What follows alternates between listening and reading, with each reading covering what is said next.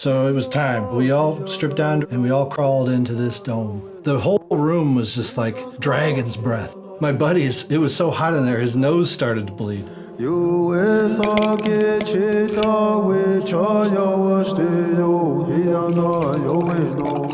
God bless America.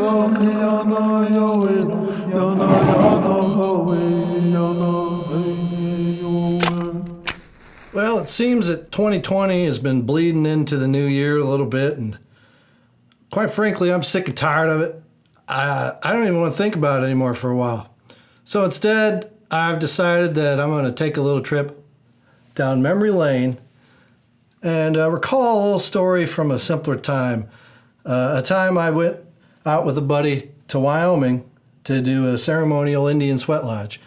Yeah, it was one Christmas holiday. I was home visiting, friends and family for the holidays, and my buddy was just having this hell of a time at a divorce and was just in kind of a bad way. The same buddy I went out to Area 51 with. I did a video on that one too if you want to click on whatever link there is.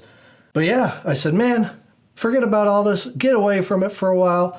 Let's go. Jump in the car. We'll drive out to Wyoming, get some mountain medicine. It'll be good for you just to get away from all this bullshit because it's not doing you any good to sit in it. And he said, hell yeah, man, let's do it. And I didn't tell him at the time, but I knew somebody out there who facilitated sweats, like a ceremonial sweat. And I had never done it before, and I had always wanted to. And I said, man, if this isn't the perfect time for it, this is it. We left one night, and we drove straight, 18 hours. And we stopped at a truck stop strip club, which was the first and last time I was ever going to do that. That's a whole nother video.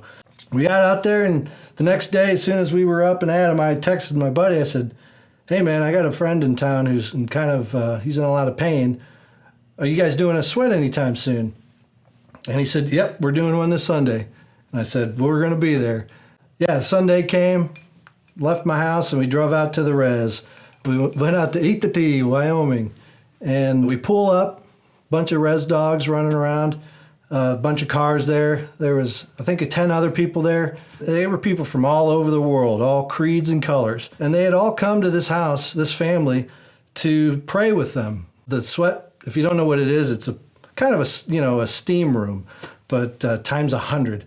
There's a giant dome there that everybody sits in, and a giant fire. There's a super big fire. I mean, they were burning trees, basically. And inside that was big boulders. And I can't remember what kind of boulder it was, because it had to be a certain type, because it would have exploded with all the heat. So yeah, they've burned these logs and these rocks all day. What they'll do is they'll take those rocks in to the sweat lodge, put them inside the center. There's a pit in the middle of it, and then, they dump water on it, put steam everywhere. So it was time. We all stripped down to our skivvies, and we all crawled into this dome. It was dirt floor. It was flat around the outside where you sat. You brought your own towel and popped a squat somewhere you felt comfortable, and they shut the door. It was pitch black, and then the shaman started, doing some ceremonial chanting and praying, and as he continued to do this, you would kind of meditate on his voice and just kind of get into kind of a peace of mind. As things progressed, he would pour a little more water on the rocks until the whole place was just like, it felt like you were inside of a volcano. It was just so hot and so humid. It was a strain to breathe. The first round was like, holy shit, I don't know what I signed up for. So we were in there just 1,000 degrees, just feeling every pore of our body just pouring out sweat, feeling our lungs being filled up with like a fire's breath, thinking about everything in our lives, what's happening, what we can do about it. And he would throw out, different herbs and powders on the rocks, and it would just fill the air with this aroma, sage, and a whole bag of tricks he would throw out on the rocks. And the air would just smell like these beautiful flowers. And with the extreme heat and the meditation and the chanting and the smells, it was this absolute sensory overload. And it takes you almost to a primal state. I just can't describe it. It is just something else. And as this is happening, the shaman begins going around the room asking individuals what they would like to pray for. There was the young couple there from Mexico. They were praying for their son, their young toddler who had some kind of an affliction. They were praying for him. My buddy was praying for, his situation. I prayed for my father, and we just went around the room and we all prayed, and then he put on some more water. This feels like forever, but it's only like 10 minutes, if that. And then it was over. He would say, okay, round one over. And we all exited out, just drenched in sweat and just kind of in a daze. My buddy, it was so hot in there, his nose started to bleed. And he knew it's no joke.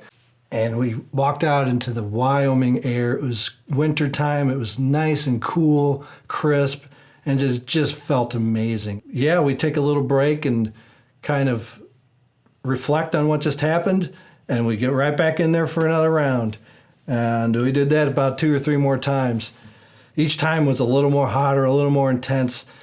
And then when it's all said and done and you're out in this cold winter Wyoming air, it felt like it was the same kind of feeling you got when you walk off of a hour-long massage. Just it's that same kind of like, relaxed. It's a weight lifted. I mean, it was just a life-changing experience. And after it was all said and done, we all went inside and watched the Denver Broncos game with them. It's just such a cool family. It was so cool and so beautiful to me that this family, brings in these people. They don't know half of us in there.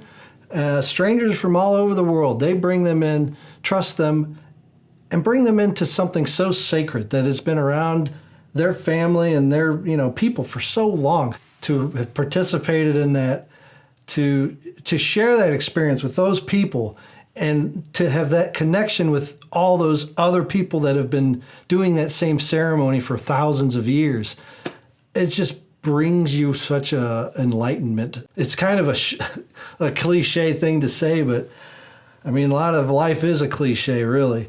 And I just wish more of the world can experience that kind of connection with people. And I think right now, we need it now more than ever. It's just a damn shame what's happening. And I think the best way we can get out of this dark age is people quit their Twitter, their Facebook, learn to garden, get out there with the community that you're closest to, and just help people. There's no reason not to. Doesn't matter who you are, what color you are, what team you're on. You're just here together with each other. I think the booze is talking again. Trader Joe's bourbon, not too bad. Well, I hope you enjoyed that little trip down memory lane. I hope it was a nice little distraction from all the bullshit that's happening out there. I hope you have a good one. Take care.